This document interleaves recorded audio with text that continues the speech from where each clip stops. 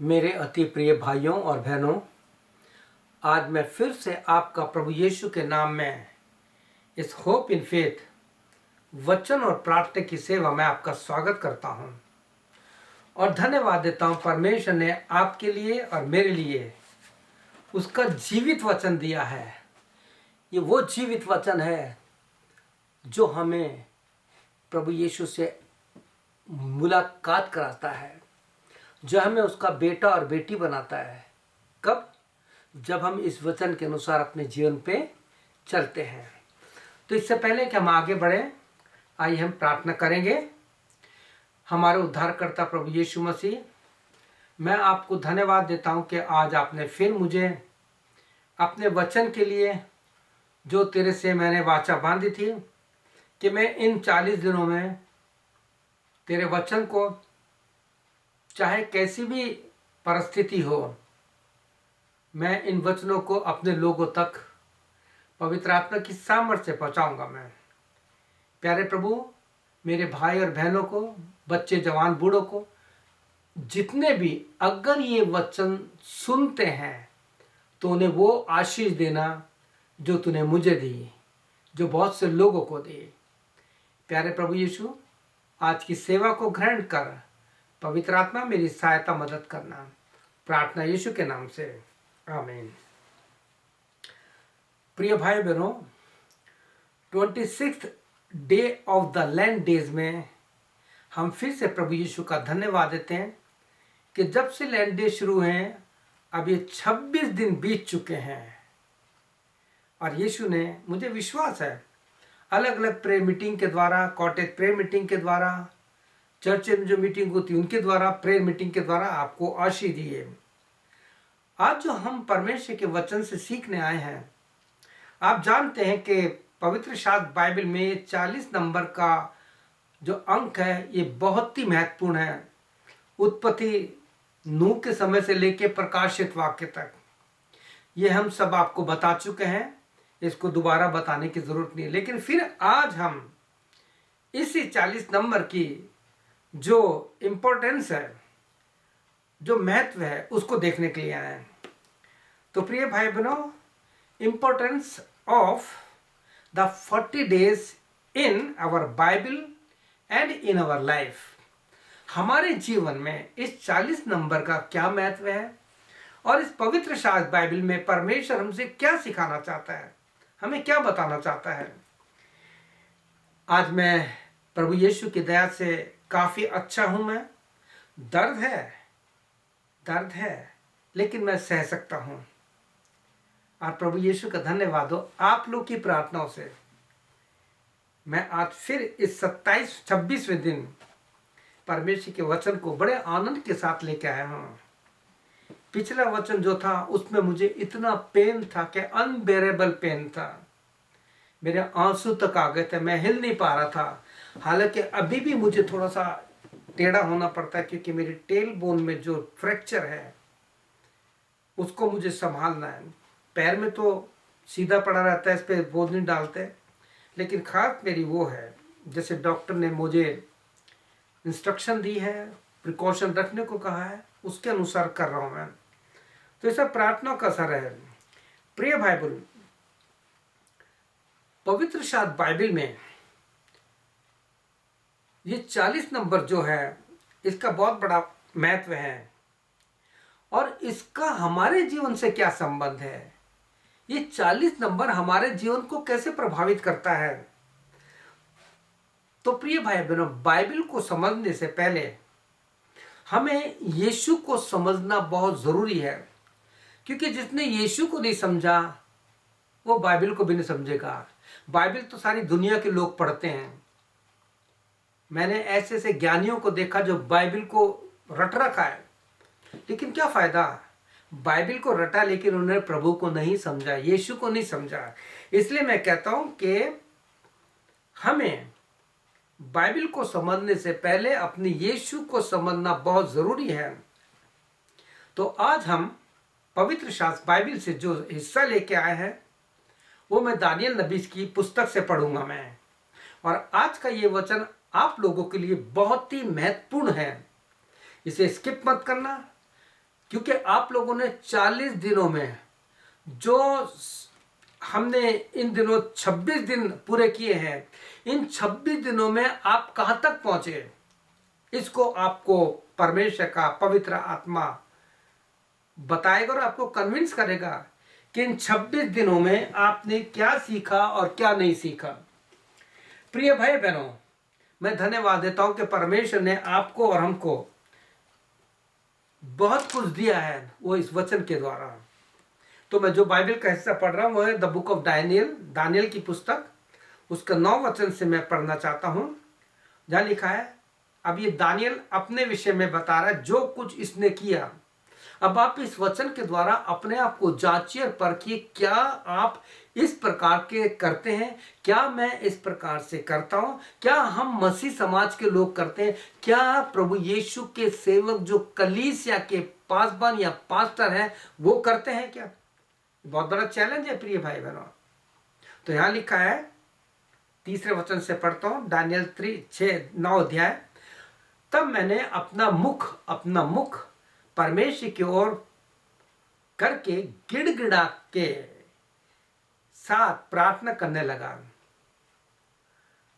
और उपवास कर टाट पहन राख में बैठकर वरदान मांगने लगा। अब देखिए, उस समय का वर्णन है पुराने नियम में, जब कोई पश्चाताप करता था या परमेश्वर से कुछ मांगता था तो राख में बैठता था, अपने पर राख डालता था और टाट जो साख होता है उसको पहनता था और फिर पश्चाताप के साथ प्रार्थना करता था। लेकिन दानियल जो गिड़गिड़ा करके प्रार्थना कर रहा है, यहाँ पे वो कहता है, मैंने अपने परमेश्वर से इस उपवास के समय, पश्चाताप के समय कुछ वरदान मांगा।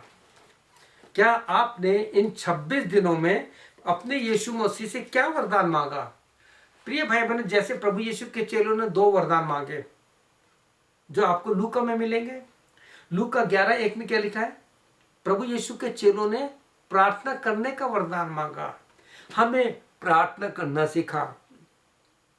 दूसरा वरदान मांगा लूका 17:5 में कि हमारा विश्वास बढ़ा। आज इसके साथ मैं आपको आपके लिए वचन में आपके लिए दे रहा हूं जो आपको प्रतिदिन प्रार्थना करनी है। द बुक ऑफ जकरिया उसका 12:10 में लिखा है, और तब परमेश्वर का आत्मा आपके परिवार में, आपके जीवन में, आपकी कलीसिया में और आपके व्यक्तिगत जीवन में अनुग्रह करने वाली और प्रार्थना सिखाने वाली आत्मा उंडेलना चाहता है। ले लीजिए, पढ़िए। और जब ऐसा हो जाएगा पवित्र आत्मा के द्वारा, तो आपको भी प्रार्थना करना आ जाएगा, क्योंकि हमें प्रार्थना करना नहीं आता। ये बाइबल कहती है रोमियो 8:26 में, क्योंकि हम जानते हैं कि प्रार्थना किस रीति से करना चाहिए। हमें प्रार्थना करना नहीं आता, लेकिन पवित्र आत्मा आए भर भर के हमारे तरफ से इंटरसेसरी करता है, मध्यस्थी की प्रार्थना करता है। इतना बहुत है। अब उसने वरदान क्या मांगा, आपको मैंने बता दिया है। अब ये वरदान मांगिए, प्रार्थना का मांगिए आपके लिए। अभी आपके हाथ में थोड़े से दिन है, 26वें दिन में आप जो बढ़ रहे हैं आगे बढ़िए।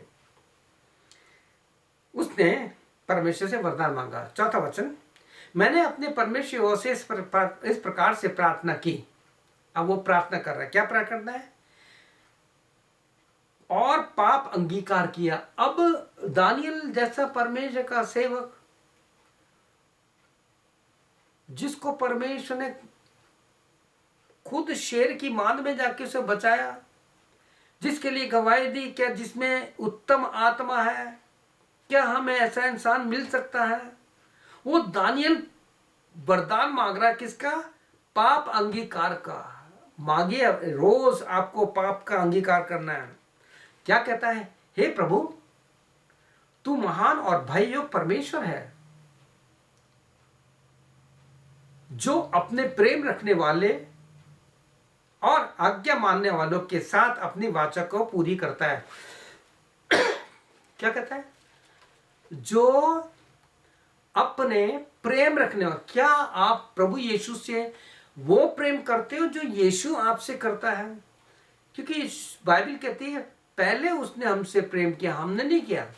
आज भी बहुत मसीह समाज में ऐसे लोग हैं जो संसार के साथ रह रहे हैं, संसार की सारी बातों को पूरा करते हैं। अभी पिछले दिनों होली बनाई गई, मैंने देखा किस प्रकार से ईसाई लोग जो अपने आप को क्रिश्चियन कहते हैं, पहचानना नहीं मुश्किल हो रहा था। गाना गाते हैं, रंग लिया मुझे रंग लिया, कौन? प्रभु यीशु के लहू में रंग लिया। तो ये कौन सा रंग है भाई? संसार का रंग अगर आप में है तो प्रभु यीशु न्याय के दिन में आपको नहीं पहचानेगा। अगर आपको बुरा लगता है तो मत देखना, ये मैसेज छोड़ देना, मेरे को कोई मतलब नहीं है।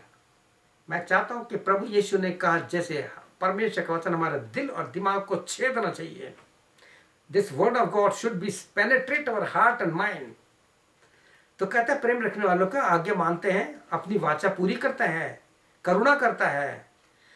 अब यहां पे कहता है 5 वचन है, हम लोगों ने तो पाप, कुटिलता, दुष्टता, बलवा किया है और तेरी आज्ञा और नियमों को तोड़ दिया है। प्रिय भाई बहन, इन 26 दिनों में जब से ऐश्वर्य शुरू होते, जहां से प्रभु के वो उपवास के दिन, मैं आपको बताना चाहता हूं, मैं इन रीति रिवाजों को नहीं मानता।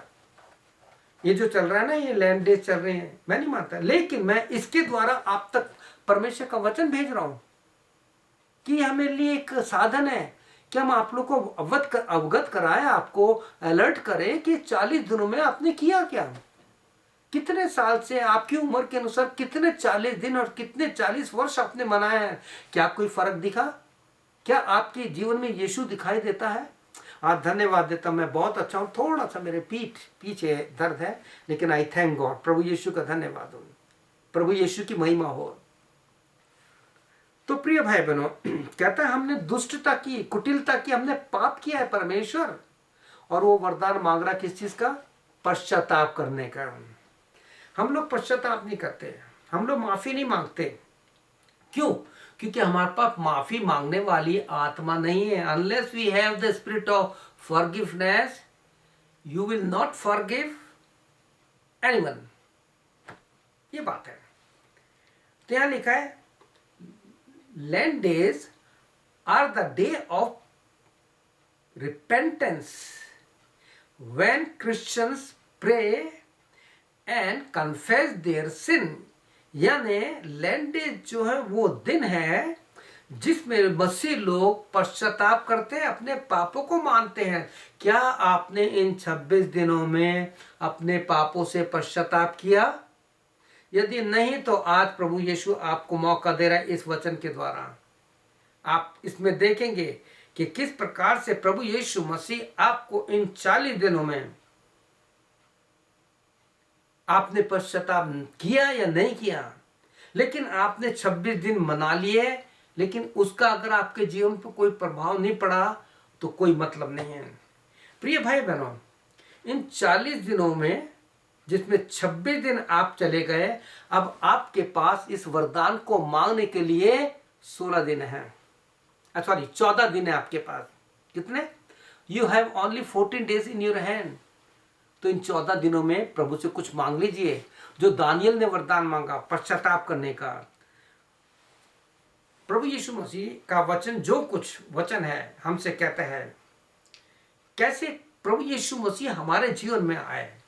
आज आपको एक सीक्रेट बताना चाहता हूं कि प्रभु यीशु मसीह जो है वचन है, वो वचन जो है कैसे एक कुंवारी के शरीर से शरीर लेके संसार में आया। सवाल ही उठता है, क्योंकि परमेश्वर की प्रतिज्ञा थी कि कुंवारी गर्भवत होगी, ठीक है, और उसका नाम भी बताया गया था यीशु, कि जो अपने लोगों का उनके पापों से छुटकारा देगा। इमैनुअल, जो उनके साथ रहेगा। बहुत से नाम हैं, लेकिन एक नाम और है जिसका नाम है परमेश्वर का वचन। प्रकाशित 19:13 में लिखा है प्रभु यीशु का नाम परमेश्वर का वचन है। और प्रकाशित 3:14 पढ़ेंगे तो वहां लिखा है प्रभु यीशु का नाम आमीन है। जब हम आमीन कहते हैं तो प्रभु तुरंत सुनता है कि मेरे बच्चों ने कुछ मुझसे मांगा है, तो कहता है लीजिए। कब? जब आप प्रभु यीशु के नाम से प्रार्थना करते हैं। तो सवाल ही उठता है, इन दिनों, इन 14 दिनों में प्रभु यीशु आपके जीवन में आना चाहता है। प्रभु यीशु को एक शरीर चाहिए। जैसे वो वचन देहधारी होने के लिए उसको एक वर्जिन लड़की की जरूरत थी, जो मरियम थी, उसके द्वारा उसने शरीर लेके हमारे बीच में आया। यीशु मसीह आया, मारा गया, गाड़ा गया और फिर जी उठा और वो स्वर्ग पर चला गया। लेकिन पवित्र आत्मा के द्वारा वो हमारे बीच में रहता है, उसको एक शरीर चाहिए। ये वचन जो है प्रभु यीशु मसीह है, आपके जीवन में रहना चाहता है, आपके जीवन में चलना फिरना चाहता है। 2 कुरिन्थियों 6:17 के आगे आप पढ़ लेना, इतना ही बताऊंगा मैं। तो क्या करें प्रभु यीशु मसीह को हम अपने जीवन में रहने के लिए? प्रभु यीशु मसीह आपके दिल के द्वार पर खटखटा रहा है। Behold, I am standing at the door, and constant I am knocking at the door. Open your door. I want to come in you and sup with you. मैं तुम्हारे भीतर आना चाहता हूँ, तुम्हारे साथ भोजन करना चाहता हूँ। प्रिय भाई बहन, तो क्या करें? तो आपके लिए क्या, ये जो परमेश्वर ने 2017 में मेरे को ये एक थॉट दिया था, जो मैंने चर्च में प्रीच करते करते बोल दिया था, unless we have the virgin mind. सुन रहे, माइंड की बात कर रहा हूं, हम फीमेल नहीं है, ह्यूमन बीइंग के लिए है, जितने भी ह्यूमन बीइंग है। Unless we have the virgin mind, this word of God will not conceive in our mind, in our heart, in our life. दूसरे शब्दों में, unless we have the virgin mind, Lord Jesus will not come into our life और conceive in our life. Hindi में ऐसे बोलते हैं कि प्रभु यीशु मसीह के लिए हिंदी में आया है, यानी वर्जिन के लिए आया है कुंवारी, और संस्कृत में है षोडशी। जब तक कि हमारे पास ऐसा दिमाग जो बिल्कुल खाली शुद्ध हो, तब तक यीशु मसीह हमारे जीवन में नहीं आएगा। तो प्रिय भाई बहनों, आपकी उम्र कितनी हो गई है आप ये मत सोचिए। यूहन्ना 3 अध्याय में निकोदेमस आया था, प्रभु यीशु मसीह उसको समझा रहा था, लेकिन समझ नहीं पा रहा था कैसे मैं एक माँ के पेट में जाकर के दोबारा लूं। तो प्रिय भाई बहनों, परमेश्वर प्रभु यीशु मसीह ने आपको इन 40 दिनों में आपको इतने दिन दे दिए कि आज आपके हाथ में 14 दिन बाकी हैं। तो इन 14 दिनों में परमेश्वर आपसे कुछ कह रहा है। जब आप भजन संहिता साम 103 पढ़ते हैं, उसका 13 और 14 वचन पढ़ते हैं, इस वचन में आपको बहुत सी सुंदर बात मिलेगी, बहुत गहरी आत्मिक बात मिलेगी, जिसे मैं कोशिश करूंगा कि आप तक पहुंचाऊं और समझाने की कोशिश करूं। यहां लिखा है, जैसे पिता अपने बालकों पर दया करता है, वैसे ही यहोवा परमेश्वर अपने डरवैयों पर दया करता है, क्योंकि वो हमारी सृष्टि जानता है और उसको स्मरण है कि हम मिट्टी है। इंग्लिश में पढ़ता हूं मैं। इंग्लिश में इस प्रकार से, as the father has compassion on his children, so the Lord has compassion on those who are all fear him, for he knows how we are formed, he remember that we are dust. लेकिन King James version का जो translation है वो मुझे बहुत अच्छा लगा है, जिसमें एक बहुत भेद है, और जिसको मैंने पिछले दिनों मीटिंग में अटेंड बताया था, अपने चर्च में बताया। लिखा है 14 वचन में, for he knows our frame, he remember that we are dust. आप जानते हैं फ्रेम क्या कह रहा है? फ्रेम का अर्थ होता है आपके घर में फोटोज हैं, जब फोटो अच्छी होती है आप उसको फ्रेम में लगा देते हो। हमारा फ्रेम आपने देखा है कभी? अगर आपको अपना फ्रेम देखना है तो अपना एक्सरे देख लेना। आपका जब एक्सरे लिया जाता है तो क्या दिखता है? ये मांस नहीं दिखाई देता, आपके अंदर का जो स्केलेटन है, आपका जो फ्रेम है। डॉक्टर के वहाँ जाना, आप इन ह्यूमन बॉडी का स्केलेटन देखना, उसका ढांचा देखना। तो यह कहता है गॉड नोज योर फ्रेम, परमेश्वर हमारे फ्रेम को जानता है। तो प्रिय भाई बहनों, क्यों ना इस फ्रेम में हम यीशु को फिट कर लें। जैसे आप लकड़ी के या सोने के या चांदी के या किसी मेटल में अपनी अच्छी फोटो को फिट कर देते, तो क्यों ना हम इस फ्रेम में यीशु को फिट कर दें। समझ आया? अब आप समझे या ना समझे, आपकी बात है। तो प्रिय भाइयों, इस उपवास की प्रार्थना के द्वारा इन अंतिम दिनों में परमेश्वर हमसे एक सामर्थी आत्मा बनाना चाहता है। आपको और हमको एक सामर्थी आत्मा बनाना चाहता है। बाइबल से हम कुछ ऐसे लोगों की प्रार्थना के विषयों में मनन करेंगे या अध्ययन करेंगे कि जिन्होंने किस प्रकार से अपने आप को परमेश्वर के लिए एक हथियार बनाया, आत्मिक इंस्ट्रूमेंट बनाया, तो उन्होंने किस प्रकार से पश्चाताप किया, प्रार्थना किया। If you want to be a effective instrument for the kingdom of God, pray and say, Lord Jesus, forgive my sin. I want to be an effective instrument for you. Use me as a very unique instrument. मुझे एक अलग प्रकार के हथियार की तरह इस्तेमाल कर प्रभु यीशु मसीह, मैं तेरे लिए इस्तेमाल होना चाहता हूं। तो यहाँ पे लिखा है, जब आप पढ़ेंगे पवित्र शास्त्र बाइबल में, कि किसने परमेश्वर के द्वारा जब पश्चाताप करके उस सामर्थ को पाया तो कुछ हो गया। और बाइबल की यही खूबसूरती है कि किस प्रकार से प्रार्थना से शुरू होती है। बाइबल उत्पत्ति 4:26 में कहती है, जब एनोश को परमेश्वर ने एक बेटा दिया तो उसका नाम, जब परमेश्वर ने शेत को एक बेटा दिया जिसका नाम एनोश रखा, तो लिखा वहीं से ही लोग परमेश्वर से प्रार्थना करने लग गए। और बाइबल किस प्रकार से परमेश्वर के आशीष वचन से खत्म होती है, बंद होती है। 22:21 में लिखा है, परमेश्वर प्रभु यीशु का अनुग्रह पवित्र लोगों के साथ रहे। तो आइए, वो कौन लोग हैं जिन लोगों ने लोगों के लिए और अपने लिए को पश्चाताप किया। तो पहला व्यक्ति, मैं केवल चैप्टर बताऊंगा और थोड़ा सा एक्सप्लेन करूंगा। पढ़ना आपका काम है, पढ़ेंगे तो आपको आशीष मिलेगी। वही प्रार्थना करने वाली, अनुग्रह करने वाली, आत्मा से भरने वाली आत्मा आपको मिल जाएगी। कब? जब इन विषयों को आप पढ़ेंगे। तो आप पढ़िए एजरा नबी की पुस्तक पढ़िए आप, वहां पे आप पाएंगे किस प्रकार से परमेश्वर के दास ने आहाब नदी के तीर पर उपवास का प्रचार किया। जब उपवास का प्रचार किया तो प्रार्थना भी करेंगे। और किस लिए उपवास का प्रचार किया? कि परमेश्वर हमें नम्रदीन बना, हमारे और हमारे बच्चों की जो जीवन की यात्रा उसको सफल कर, हमारे मार्ग में जो संपत्ति है डाकू चोरों से बचाने की हमारी सहायता कर। आप पीछे जाकर के जो एजरा नबी पर मैंने मैसेज दिया है उसको देखिए, अध्ययन दिया है, उससे आपको बहुत आशीष मिलेगी। इतना आपके लिए बहुत है। एक और व्यक्ति जिसने परमेश्वर से किस प्रकार से पश्चाताप किया, ये भी आप नेहमाया की अध्ययन में जाके देख सकते हैं। ये आज मैंने इसलिए लिया है कि आपके हाथ में 14 दिन है कि इन 14 दिनों में in your daily life you confess, prayer करें, फास्टिंग करें। अगर फास्टिंग नहीं रखा जाता तो हमारा प्रभु को इतना हार्ड एंड फास्ट का परमेश्वर नहीं है, कठोर नहीं है, वो बहुत नम्र है, वो हमारे पापों को क्षमा करने वाला है। नेहमाया ने किस प्रकार से पाप का अंगीकार किया।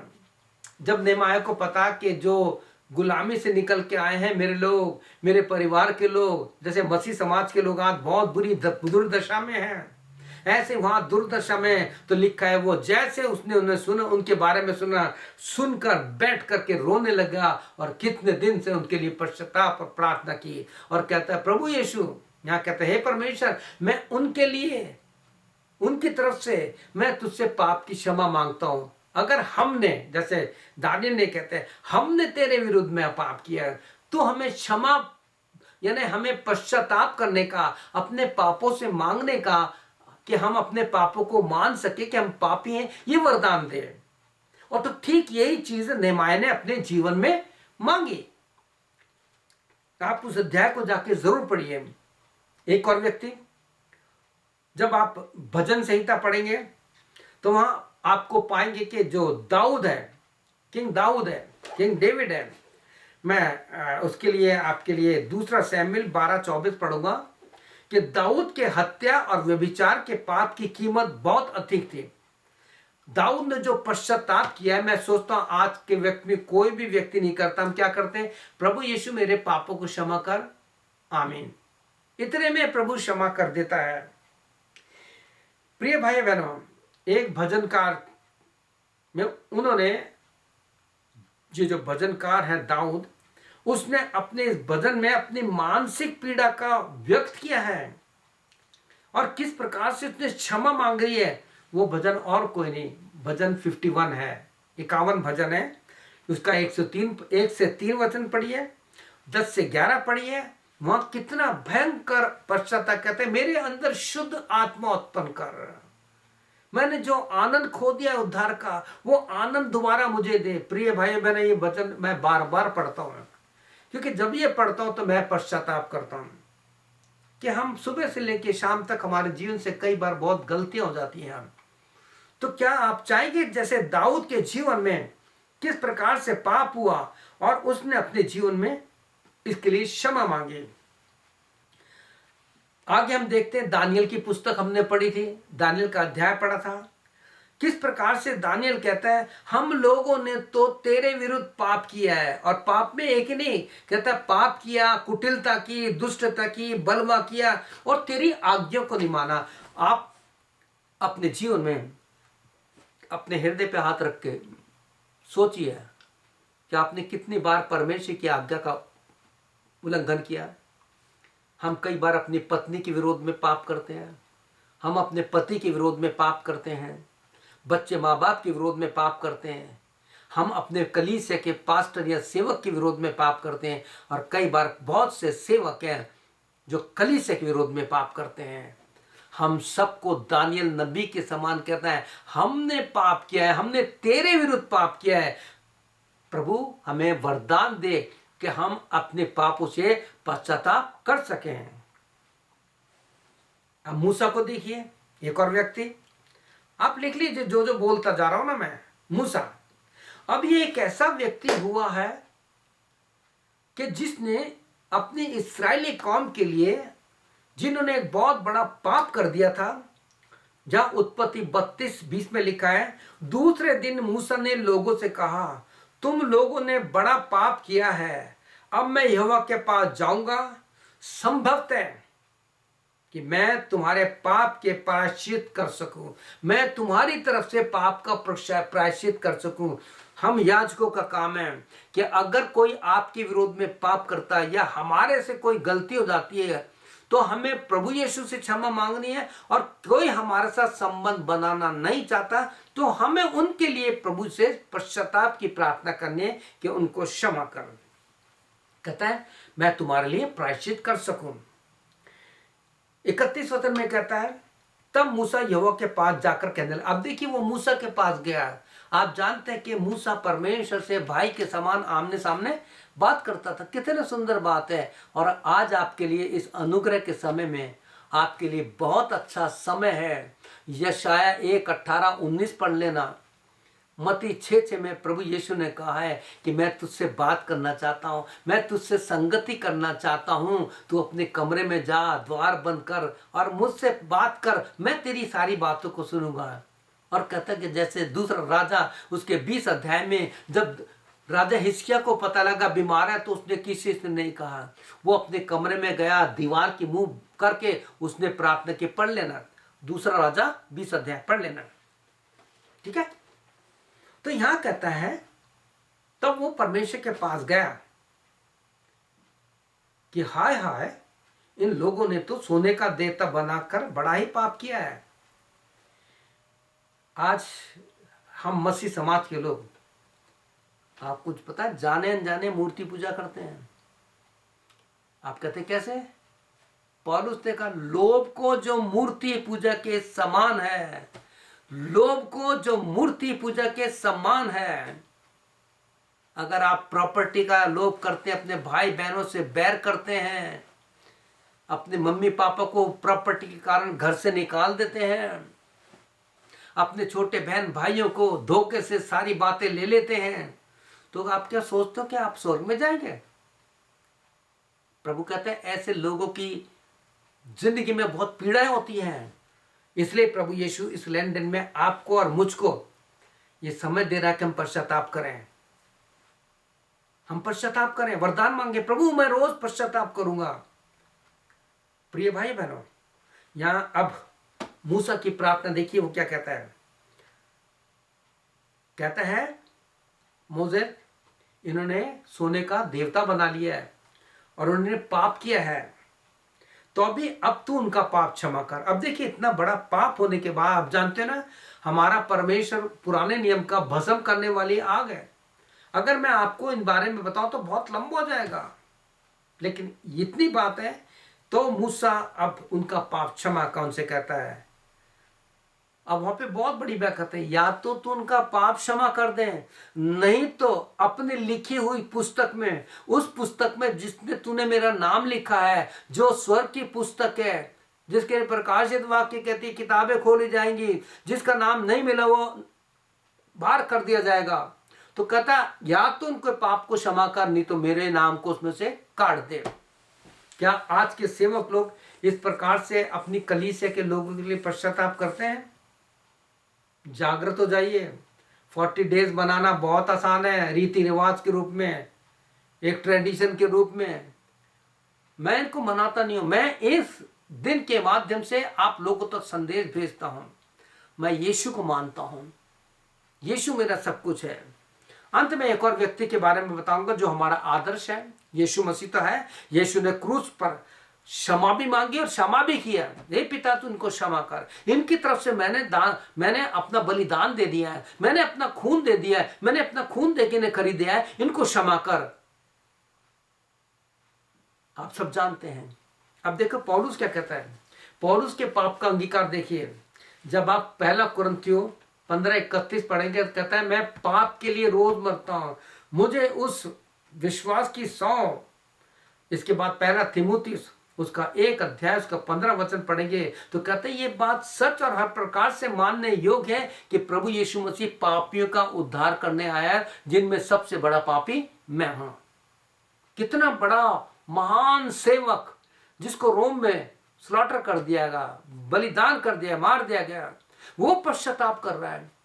इसलिए मैंने आपके लिए दानियल की पुस्तक का वो वचन इसलिए पढ़ा कि दानियल ने गिड़गिड़ाहट के साथ प्रार्थना की और उपवास स्टार्ट करके प्रभु से पश्चाताप करने का वरदान मांगा, अपने लिए भी और दूसरों के लिए भी। तो प्रिय भाई बहनों, आज जबकि आपके पास केवल 14 दिन है, आपके 26 दिन बीत चुके हैं, तो इन 14 दिनों में प्रभु यीशु से पवित्र आत्मा में पश्चाताप करने का, क्षमा करने का और क्षमा मांगने का दान मांग लीजिए। आइए प्रार्थना करते हैं। क्या आप मेरे पीछे छोटी सी प्रार्थना करेंगे? तो मेरे पीछे बोलिए, मैं भी प्रार्थना कर रहा हूँ। मैं सेव्ड सिनर हूँ। रोमियो की पुस्तक के अनुसार उसमें पापी सिनर और सेव्ड सिनर बनाया गया है। हम सेव्ड सिनर हैं, फिर भी हम रोज पश्चाताप करते हैं। तो क्या आप मेरे साथ प्रार्थना करेंगे? तो जो कुछ वचन सुना है आपने, इसको बार बार सुनिए और प्रभु यीशु से कहिए, प्रभु यीशु मुझे क्षमा मांगने का वरदान दे, मेरे पापों को क्षमा कर। मैंने तेरे वचन का पालन नहीं किया, मैंने तेरे वचन के विरोध में बहुत काम किए हैं। प्यारे प्रभु, इस वचन के अनुसार बहुत से ऐसे पाप हैं जो मेरे जीवन में पाए जाते हैं। केवल यीशु तेरा खून ही उससे मुझे शुद्ध कर सकता है। प्यारे प्रभु यीशु मसीह, मैं या हम जैसे भी हैं इस दशा में तेरे पास आए हैं, हमें स्वीकार कर और अपने खून से, जैसे क्रूस पर उस डाकू के पापों को क्षमा किया और कहा आज तू मेरे साथ अधोलोक में होगा, today you will be with me in paradise.